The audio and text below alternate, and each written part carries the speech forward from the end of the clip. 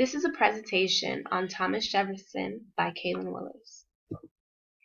Thomas Jefferson was born at Shadwell Plantation in Western Virginia.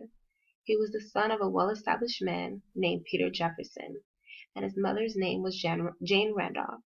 He married Martha Wales, and whom passed away 10 years after their marriage.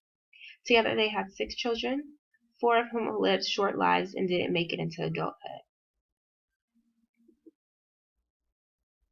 Jefferson went to boarding school from the age of 9 until 16. He then attended the College of William and Mary, where he began his legal studies under the teachings of George Wythe. George Wythe has taught other political figures such as Henry Clay as well. After his father passing away, he inherited a large piece of land that led to him building the well-known Monticello plantation, in which he then lived in. He began his legal practices as a lawyer and top of his class. How did he come into politics? Jefferson's knowledge of law influenced him to learn about society and government politics. He was delegated to become a member of the Continental Congress, where he began drafting the Declaration of Independence. He was also eventually a member of the House of Burgesses for Virginia, where he began making an even more political impact. He made possible the Virginia Bill for establishing religious freedom, which basically shared the principle of separation of church and state. He was also governor of Virginia before being appointed Secretary of State by President George Washington in 1789. What makes him a founding father? Of course, the first thing that comes to mind when one thinks of Thomas Jefferson is his contribution in drafting the Declaration of Independence. However, he also became the 3rd president of the United States and always represented his home colony, Virginia, to his greatest ability. Aside from that, he played a drastic role in U.S. expansion west with the Louisiana Purchase, which stretched from Mississippi River to the Rocky Mountains. It was a deal with France that led to more land. This followed the Lewis and Clark expedition to go explore the new acquired land and a route that made clear that they can take across the continent.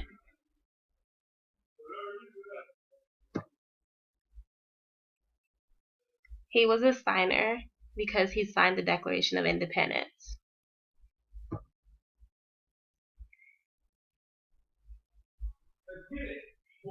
He built a good relationship with the president while serving as his Secretary of State. He also had an on and off relationship with John Adams. They usually had debates about their political views that often caused them to have feuds between each other, and then they eventually made up. Upon his arrivals were Alexander Hamilton, and who he believed influenced President Washington poorly when it came to making financial decisions. They both served under President Washington during the same time. Another rival was James Madison, who was actually his friend, who he shared the common interest for reading with.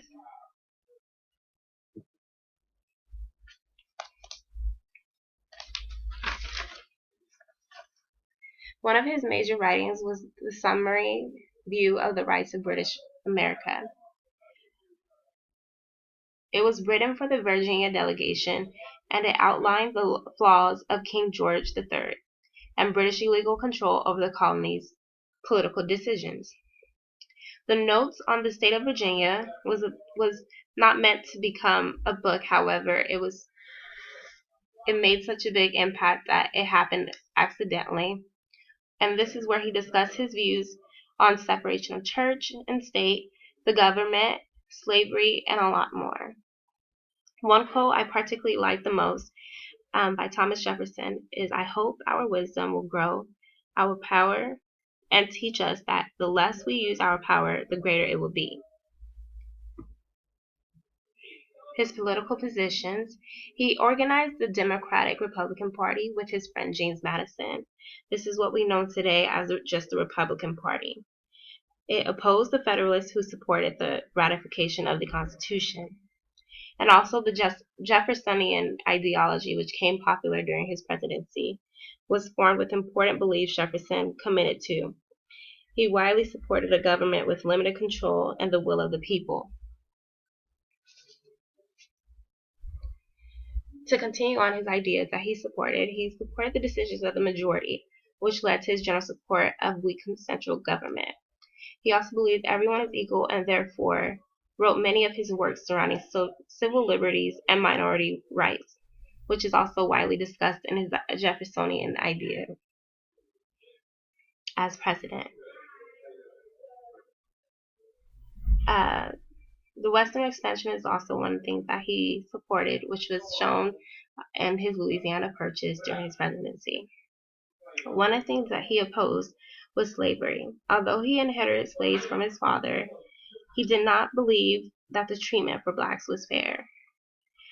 However, he did believe that blacks were inferior to whites, which many people supported during that time.